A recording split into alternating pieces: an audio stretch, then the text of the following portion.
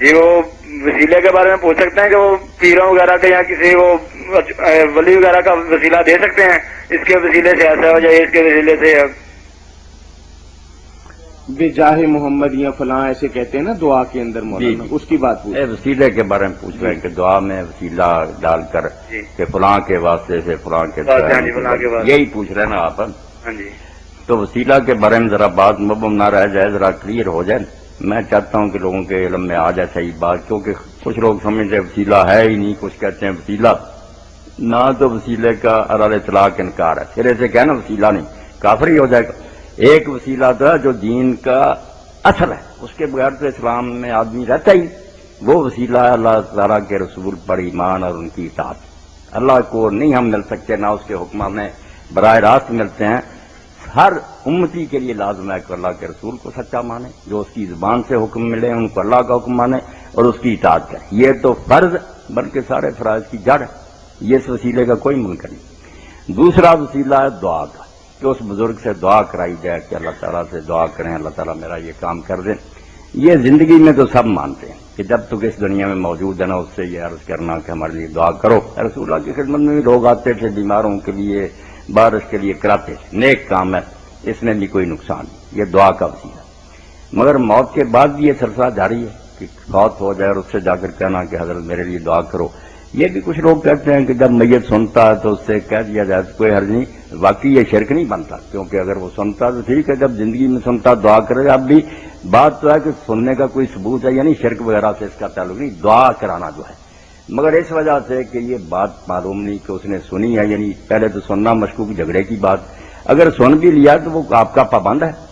کیا پتا اس نے کی ہے دعا، یعنی زندگی تو پتا لگتا آپ کا وہ کوئی متحد ہے کہ آپ نے کہا اور ضرور بزرگ نے کر دی۔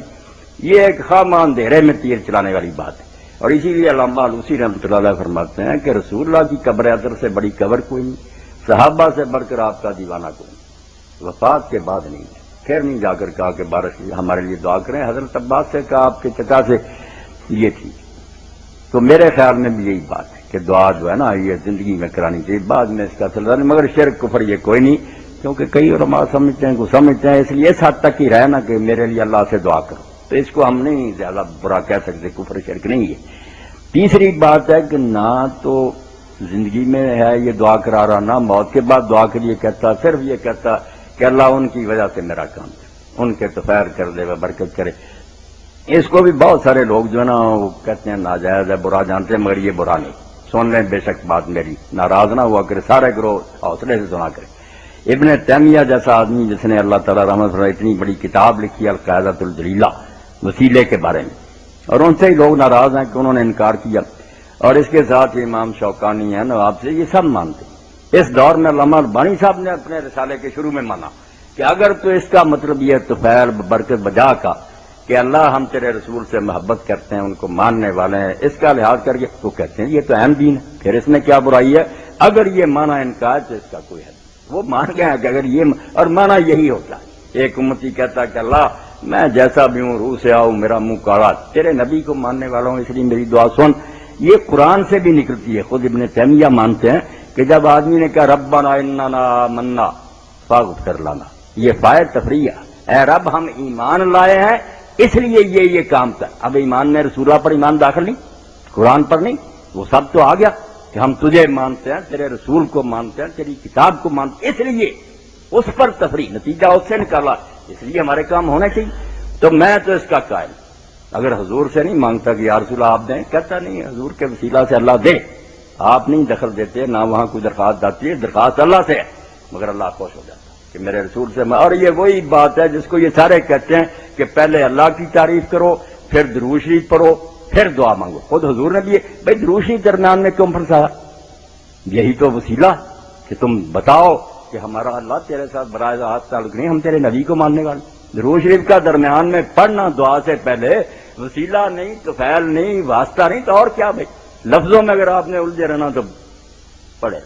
فتوے دیتے رہے، بات ہی کی خار ہیں، بدکار ہیں، ڈوبے ہوئے ذلت میں، کچھ بھی ہیں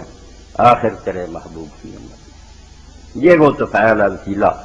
جس کو کوئی رد کرتا تو بھائی اس کا اپنا ہے عمل، میں نہیں اس کا یہ تو امتی کے لیے بہترین ہے کہ وہ حضور کا واسطہ دے، مگر نہ حضور اس کی درخواست سنتے ہیں، نہ ریکمینڈ کرتے ہیں، معاملہ سارا اللہ سے ہے، مگر اللہ اس سے خوش ہو جاتا ہے جیسے درود شریف پڑھنے سے نا۔ اور اس کی مثال میں کئی مرتبہ بیان کروں، دنیاوی لحاظ سے وہ ہے کہ حضرت علی رضی اللہ تعالیٰ عنہ کے بڑے بھائی جعفر کے بیٹے تھے عبداللہ، اور وہ داماد بھی تھے، ان کے گھر تھی حضرت علی رضی اللہ عنہ کی بیٹی زینب۔ جب امیر المومنین خلیفہ تھے تو اسی معاملے میں اگر عبداللہ کہتا نا چاچا جی یہ کر دے، اور حضرت علی نہ مانتے، تو آخری بات اس کے پاس یہ ہوتی تھی بحق کے جعفر، مجھے نہ دیکھے جعفر کو دیکھے، میں آپ کے بھائی کا بیٹا ہوں، اسی وقت مان لیتے، ہاں بھائی وہ میرا بڑا بھائی۔ اس لیے اللہ بھی اگر مان لیتا کہ اس نے یار میرے رسول کا کہا کہ میں ان کو ماننے والا ہوں، تو میں نہیں سمجھتا اس میں کوئی قباحت اور برائی ہے۔ بڑے بڑے اہل حدیث علماء جو گزرے نا پہلے وہ مانتے، اس بحق اور طفیل کا کوئی عرض نہیں۔ اب بھی کتابیں ان کی نواب صاحب کی، امام شوکانی کی، سب کی موجود ہے۔ ہمارے ہاں جنہوں نے تفسیر محمدی لکھی، حافظ محمد لکھوی رحمۃ اللہ، وہ زینت الاسلام میں لکھی، کہے بحرمت نبیاں ولیاں دے مراد الہی، اس وچ شرک نہ ہرگز کوئی، نہ کوئی اور تباہی، کوئی خرابی نہیں۔ یہ تو اللہ سے اس نے مانگا، صرف نیک لوگوں کا ان سے تعلق بتایا۔ اس میں ایک بات ذرا احتیاط کی ہے، وہ امام ابن عز الدین ابن عبدالسلام نے کئی نقطے کی بات ہے کہ ولیوں کا حوالہ دیتے ہم یقین سے نہیں کہہ سکتے کہ ولی، برا نہ ماننا، یہ ہمارا حسن ظن ہے کہ یہ لوگ ولی تھے، ہمیں کوئی یقین نہیں کہ ولی ہیں یا وہاں خدا کے نزدیک یہ کیا نکلے قیامت سے، غیب کی بات۔ رسول علیہ الصلوۃ والسلام کے بارے میں ڈیفینیٹ بات ہے، ان کے بارے میں شک یہ نہیں نبی کافر ہو جائیں گے۔ نبی کا وسیلہ عز الدین بن عبدالسلام نے کہا یار وہ دیا کرو، اس میں شک شبہ نہیں۔ یہ جن کو تم ولی سمجھے بیٹھے، تمہیں یقین ہے کہ یہ ولی؟ کتنے ہیں جن کو ہم ولی سمجھیں وہاں منافق نکلائیں گے، کتنوں کو ہم گناہ گار سمجھتے ہیں وہ ولی نکلائیں گے۔ اس لیے ان کا معاملہ تو ہے مشکوک، یہ ولی ہیں یا نہیں۔ رسول اللہ کا بالکل ٹھیک، یہ بات بھی میں نے درمیان میں کہہ دی، عقل مند اس سے سمجھ سکتے ہیں کہ حضور کا معاملہ جو ہے یہ مشکوک نہیں، یہ تو یقینی اور ایمان ہی نہیں اگر ہم نہ مانیں کہ اللہ کے سچے رسول۔ جی بھائی کچھ اور پوچھ۔ نسبت کے حوالے سے میں بات کرنا چاہتا ہوں کہ عام طور پر نسبت جو ہے ایک بہت عام ٹرم ہو چکی ہے، اور نسبت کے حوالے سے جو ہے وہ کچھ ظاہری طور پر رکھا جا رہا ہے کہ یہ چیز کر لیجئے تو اس سے نسبت قائم ہو جاتی ہے۔ یہ نسبت کیا چیز ہے اور یہ کیسے قائم ہوتی ہے، یہ برائے مہربانی تھوڑا سا بتا دیں۔ میرے بھائی نے بہت اچھا سوال کیا، ان چیزوں میں آج کل ہم بہت پھنسے ہوئے ہیں اور ان کی عام اشاعت ہے، ہر جگہ یہی سن رہے ہیں، نسبت ہونی چاہیے، بیعت ہونی چاہیے، کسی سے تعلق ہونا چاہیے۔ یہ کوئی دینی کام نہیں اور دین کے خلاف بھی نہیں۔ اگر تو نسبت کا مفہوم یہ ہے کہ آدمی کسی آدمی سے رابطہ قائم کرے کہ یہ اچھا آدمی ہے، نیک ہے، اس کے پاس بیٹھنے سے اللہ یاد آتا ہے، اس کی صحبت میں اچھا اثر ہوتا ہے، ہدایتیں اس سے لیں، تو یہ تعلق تو قائم کرنا چاہیے، کسی عالم دین اور نیک سے رابطہ ہونا چاہیے، جس کو بھی آپ اچھا سمجھیں، اس سے رہنمائی لیں، اس کے پاس بیٹھیں، اس کی گفتگو سنیں، آپ میں تبدیلی آ جائے۔ اس کو نسبت کہہ لیں، پیری مریدی جو جی چاہے کریں، دین نہیں، مگر یہ عام عقل کی بات ہے کہ آخر کسی علم والے کے ساتھ ہی آپ جڑے رہیں گے تو اس بات کے بارے میں سیکھیں گے نا، ورنہ کوئی فن بھی بغیر استاد کے تو نہیں آتا۔ اس لحاظ سے تو نسبت ٹھیک ہے، مگر جیسا عام تصور ہے نا کہ لوگ سمجھتے ہیں بس ایک کے ساتھ جڑ جاؤ، پھر بے شک تم کچھ ہو نا، وہ لے جائے گا، انجن کھینچ کر لے جائے گا ڈبوں کو، یہ بات غلط ہے۔ یہ تو نبی بھی نہیں کر سکتا کہ امت کام نہ کرے تو لے جائے، سب اپنے کیے کو بھگتیں گے، کسی پیر بیچارے کی کیا مجال ہے۔ اس طرح اگر لے جاتے کشتی میں سوار کے نسبت سے تو حضرت نوح علیہ السلام کے بیٹے کی نسبت تو صحیح تھی نا، ان کا تو اپنا بیٹا تھا، ابراہیم علیہ السلام کا سکا باپ تھا، نہیں پیدا ہوا۔ کام کرنا پڑے گا ہر ایک کو، جعلی نسبت چھوڑیں، ویسے اچھے لوگوں سے رابطہ، صالحین کی صحبت، نیکوں سے میل جول واقعی اپنا رنگ رکھتی ہے، آدمی میں تبدیلی آ جاتی ہے۔ کئی ہمارے ہاں یہ گویے وغیرہ نا پتہ چلتا نا کہ طارق جمیل صاحب کی یا کسی نیک آدمی کی بات سنی وہ چھوڑ گئے، سنگر ہونے کی بیا بنوازی بہت اچھی بات، کسی نیک آدمی کی وساطت سے انہیں دین نصیب ہو گیا تو یہ درست ہے۔ یہ آپ کے خطبات جلد اول میں آپ نے لکھا ہے دعا کے بارے میں، دعا میں انبیاء اور بزرگوں کا واسطہ دیا جا سکتا ہے، اگر آپ بزرگوں کا واسطہ دیں گے کیا وحدانیت پہ زیادہ نہیں پڑے گی؟ بالکل میں یہی کہتا ہوں، میرا اس بارے میں نا عام جو ہے نا اہل حدیث آج کل کے، پہلے نہیں، پہلے جو تھے سارے واسطہ دیتے رہے، نواب صدیق حسن رحمۃ اللہ علیہ، شاہ ولی اللہ رحمۃ اللہ علیہ، سب مانتے تھے کہ یہ واسطے کی کوئی بات نہیں۔ اب کچھ تشدد کر رہے ہیں کہ نہیں ٹھیک نہیں،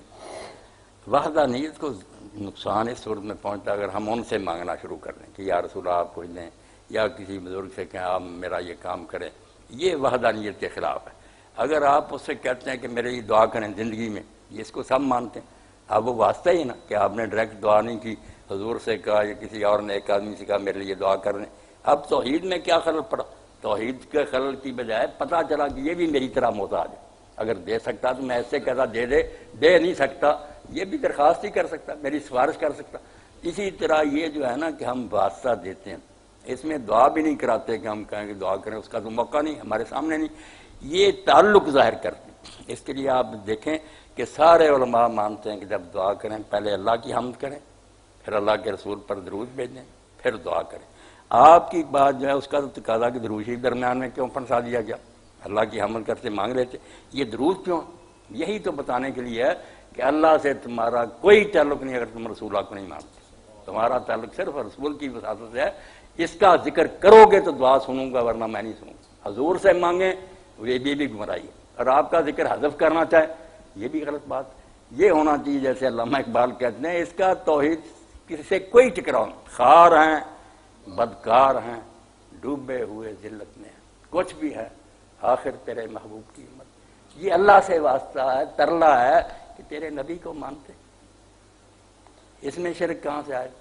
یہ تو جیسے آپ درود کرتے ہیں نا، اب لفظی چکر ہے کہ درود پڑھواتے ہیں، بات یہی ہے کہ وہ واسطہ ہی ہے نا کہ حضور کا تعلق آپ پیش کر رہے ہیں کہ ہم ان کو مانتے۔ اور یہ واسطہ میرے بھائی اتنی اونچی چیز ہوتا کہ حضرت امیر المومنین علیہ السلام کا جب زمانہ حکومت تھا، ان کے بھتیجے تھے بڑے بھائی جعفر کے بیٹے عبداللہ، حبشہ میں پیدا ہوئے تھے، حضرت زینب کے خاوند تھے۔ کئی مرتبہ وہ چچا جی سے کہتے کہ یہ میرا کام کرے، آپ اگر نہ مانتے، آخری جو ہتھیار تھا ان کے پاس وہ پھر کہہ دیتے بحق جعفر، مجھے نہ دیکھیں اپنے بھائی جعفر کو دیکھیں، میں جعفر کا بیٹا ہوں۔ اسی وقت حضرت علی صاحب کو کہا، ہاں بھائی تو نے میرے بڑے بھائی کا یار حوالہ دیا، ٹھیک ہے، میں اب ان کی روح کو کیسے ناراض کر سکتا ہوں؟ اس لیے اگر کوئی شخص یہ کہتا کہ میں اللہ تیرے حافظ محمد لکھوی اتنے بڑے حدیث عالم تھے جی، محمد بن لکھوی وغیرہ نہیں کیا، وہ کہتے ہیں کہے بحرمت نبیاں ولیاں دے مراد الہی،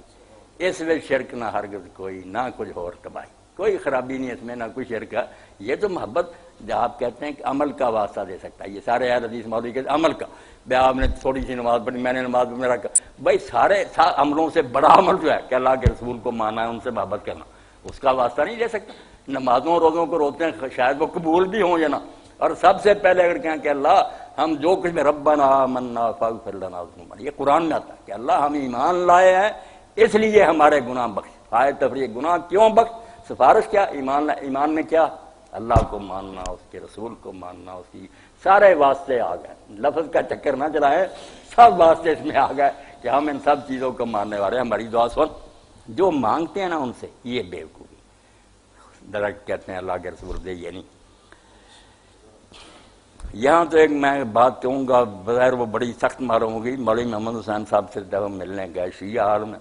مگر موحد آدمی ہے، یہ بھی اس سے ناراض ہیں، کہتے ہیں نہیں یہ وہابیت پھیلا رہا۔ وہ غریب روتا ہے، یار توحید ائمہ اہل بیت نے سکھائی، تم نے شرک شروع کر دیا، اور میں صحیح کہتا ہوں، پڑھے لکھے سنتے ہیں اس میں۔ تو وہاں گئے مولوی صاحب تھے، اب وہاں سوال کیا ہے ایک عالم نے کہ جب قبر پر جائے اللہ کے رسول علیہ السلام کی قبر پاک پر یا ائمہ کی قبروں پر تو کیا کرے؟ انہوں نے بڑی ایک پتے کی بات کی، ہم راستے میں کہتے ہیں یار اخیر کر دیے، اس نے کہا وہاں کچھ دینے جانا ہے، لینے نہیں جانا، جو لینے جائے گا شرک میں ڈوب جائے گا۔ وہ لینے کا وقت گیا، جب زندہ تھے اس وقت دعائیں، اب دینے جانا کہ ان کے لیے بخشش مانگنی ہے، ان پر سلام کہنا، پتے کی بات۔ اللہ کے رسول نے جو کچھ سکھایا سلام سکھایا کہ ان پر سلام پڑھو، یہ کہیں نہیں سکھایا کہ ان سے دعائیں اب کراؤ۔ تو یہ واسطہ جو ہے نا، اس کو آپ سمجھیں یہ صرف اللہ کے رسول پر جو ہمارا ایمان ہے، حضور کی جو اطاعت کرتے ہیں، حضور سے جو محبت کرتے ہیں، لفظ چھوٹا سا ہوتا ہے وہ سب اس میں آ جاتا ہے۔ جب ہم کہتے ہیں اللہ کے رسول کے واسطے تو مطلب ہوتا ہے اللہ جس کو تو نے رسول بنا کر بھیجا، ہم نے اس کو مانا ہے،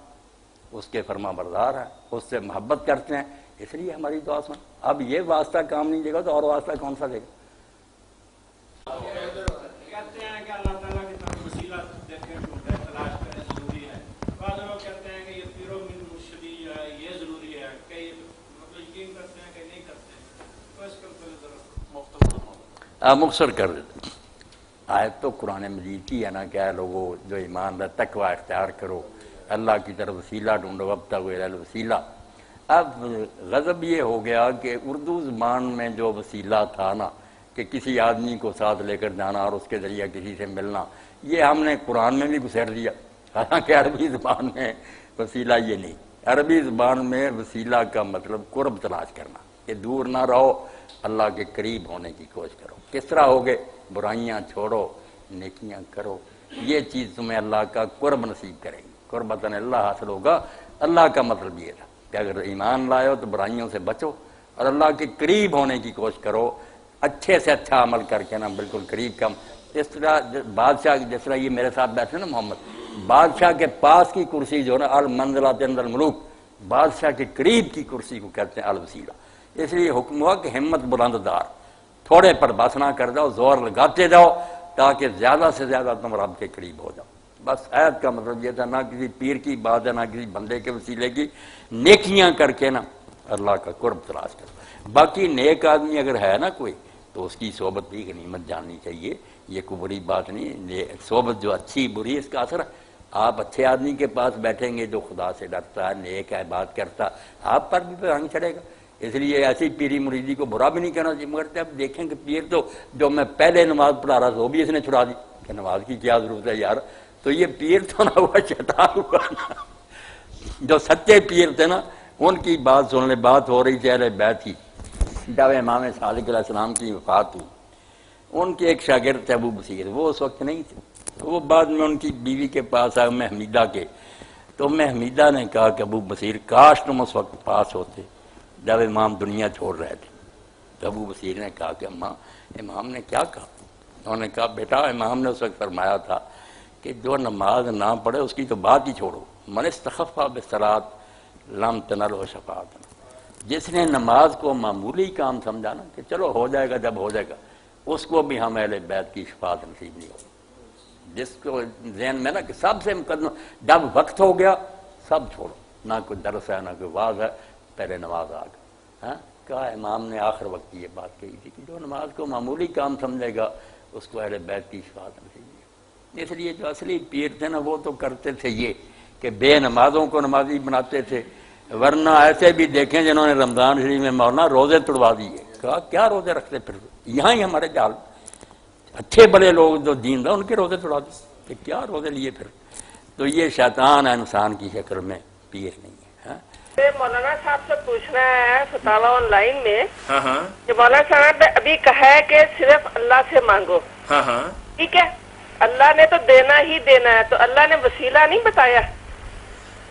ٹھیک ہے مولانا وضاحت کرتے ہیں آپ کی بات، بہت اچھی بات آپ نے پوچھی ہے، بہت اچھی بات میری بہن آپ نے بالکل بتائیں گے مولانا، وسیلے والی بات بڑی وضاحت کے ساتھ بتائیں۔ بہت اچھا ہو گیا، یہ دعا کا موضوع چل رہا نا، بات میری بہن دعا کی ہو رہی ہے۔ ایک مانگنا تھا، میں کہتا ہوں کسی سے مجھے 10 روپے دو، کسی ملازم سے کہتا ہوں گلاس پانی کا لے آؤ،